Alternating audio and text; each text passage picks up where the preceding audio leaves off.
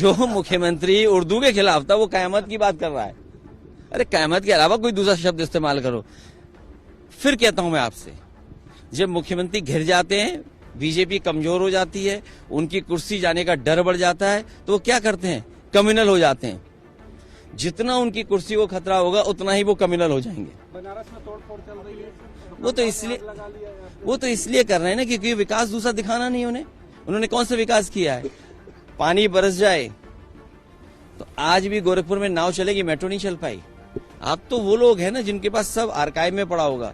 जब मुख्यमंत्री जी झांसी गए पहली बार, उन्होंने कहा झांसी में मेट्रो बनेगी, झांसी से सीधा दिल्ली जोड़ दी जाएगी एक्सप्रेस वे से, और गोरखपुर में मेट्रो बनेगी। आज 10 साल पूरे हो गए, बताओ गोरखपुर में मेट्रो बन गई क्या?